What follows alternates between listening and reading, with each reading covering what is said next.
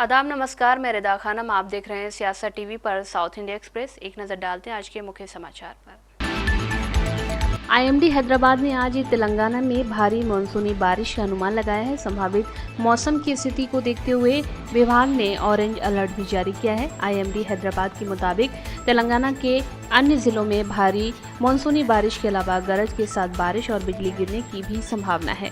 विभाग ने 2 दिनों के लिए ऑरेंज अलर्ट और 27 सितंबर से 1 अक्टूबर तक के लिए येलो अलर्ट जारी किया है। इस बीच मौसम विशेषज्ञ टी बालाजी ने भविष्यवाणी की है कि आदिलाबाद, आसिफाबाद, निर्मल, निजामाबाद, कामारेड्डी में अगले 3 घंटों तक लगातार बारिश जारी रहेगी। हैदराबाद के लिए उन्होंने भविष्यवाणी की है कि कुछ हिस्सों में दोपहर से बूंदाबांदी शुरू हो सकती है। देर दोपहर और शाम के दौरान हल्की बारिश भी हो सकती है। मौसम विभाग ने आज कहा कि शहर में मध्यम बारिश का अनुमान जताया। विभाग के मुताबिक कल और परसों शहर में भारी बारिश होने की संभावना है। आईएएस अधिकारी स्मिता सबरवाल को राहत देते हुए तेलंगाना हाई कोर्ट ने आज राज्य सरकार से कहा कि वो कालेश्वरम परियोजना पर घोष आयोग की रिपोर्ट के आधार पर उनके खिलाफ कोई कार्रवाई न करे। तेलंगाना हाई कोर्ट ने अगली सुनवाई 7 अक्टूबर तक के लिए स्थगित कर दी है।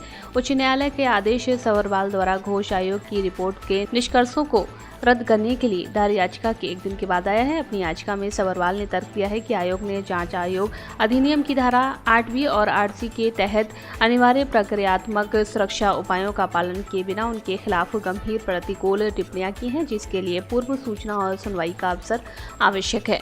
सबरवाल ने कहा कि वो परियोजना के बैराजों के निर्माण से संबंधित फैसला लेने में शामिल नहीं थे और अनुमोदन देने में उनकी कोई भूमिका नहीं थी। सबरवाल की याचिका के विपरीत आयोग की रिपोर्ट में कहा गया है कि उनकी महत्वपूर्ण भूमिका थी, जिसमें उनके साइट दौरे, क्षेत्रीय निरीक्षण, तत्कालीन मुख्यमंत्री के चंद्रशेखर राव को दी गई प्रतिक्रिया और प्रशासनिक अनुमति देने में उनकी भागीदारी का उल्लेख किया गया।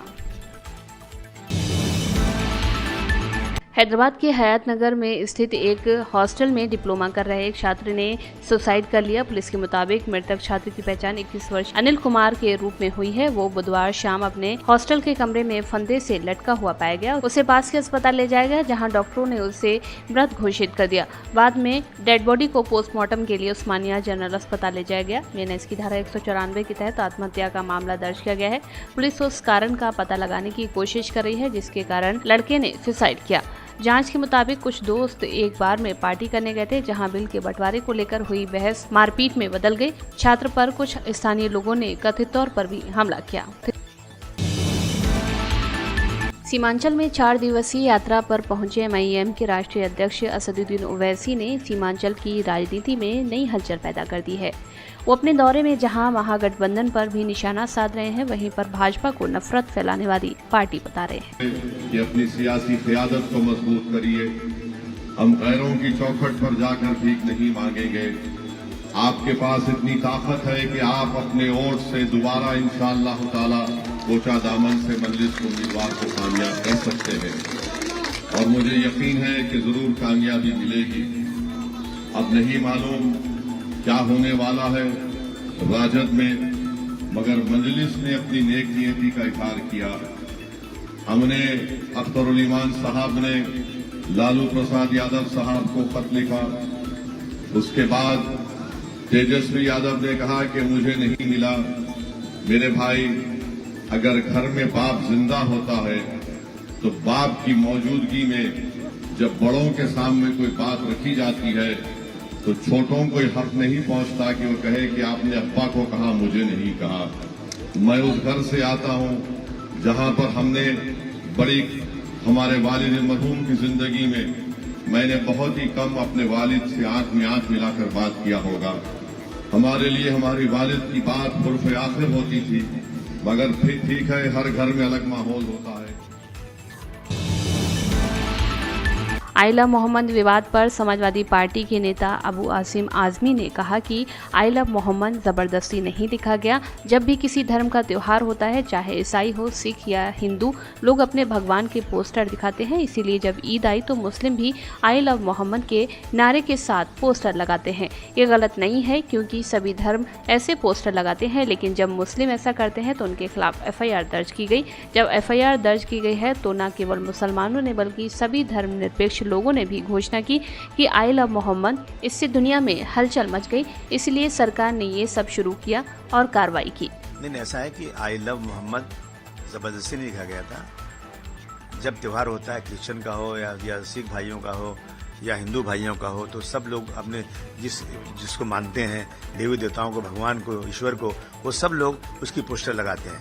तो मुसलमानों ने जब ईद मिलादुन नबी आया तो आई लव मोहम्मद लिखा, अपनी मोहब्बत का इजहार किया। और मुसलमानों को वैसे अल्लाह के बाद दुनिया में सबसे ज्यादा अगर किसी को मानते हैं, जिनके लिए जान देने को तैयार है, वो रसूलुल्लाह सल्लल्लाहु अलैहि वसल्लम है।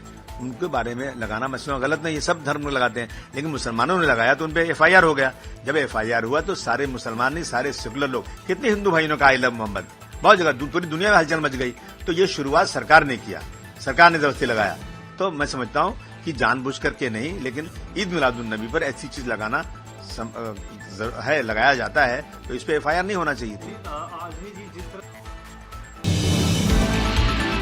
तेलंगाना हाई कोर्ट ने एक अंतरिम आदेश जारी कर तेलुगु अभिनेता और आंध्र प्रदेश के डिप्टी CM पवन कल्याण की फिल्म OG के कुछ शो के लिए राज्य सरकार द्वारा टिकटों की कीमतों में की गई बढ़ोतरी पर रोक लगा दी है। सरकार के आदेश के खिलाफ एक याचिका पर सुनवाई करते हुए अदालत ने हैदराबाद पुलिस आयुक्त को निर्देश दिया है कि फिल्म को A प्रमाण पत्र मिला है, इसलिए 18 से कम उम्र के बच्चों को फिल्म देखने की अनुमति न दी जाए। राज्य के गृह विभाग द्वारा जारी आदेश में रात 9 बजे के एक विशेष शो की अनुमति दी गई थी, जिसकी टिकट दर 4 अक्टूबर तक 800 रुपए तय की गई थी। याचिकाकर्ता ने गृह विभाग द्वारा 19 सितंबर को जारी किए गए सरकारी आदेश को मनमाना और अवैध घोषित करने और रद्द करने की मांग की। कर्नाटका भाजपा अध्यक्ष BY विजेंद्र ने कहा कि बेंगलुरु स्वामी और कन्नड़ लोग राज्य में सड़कों की स्थिति से तंग आ चुके हैं।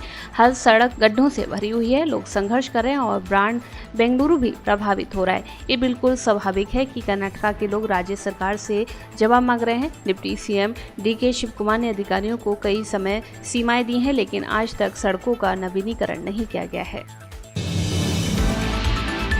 कांग्रेस सांसद शशि थरूर ने कहा कि भारतीय क्रिकेट टीम को एशिया कप के दौरान पाकिस्तानी खिलाड़ियों से हाथ मिलाना चाहिए था। उन्होंने दोनों देशों के बीच तनाव के बावजूद खेल भावना के महत्व पर जोर दिया।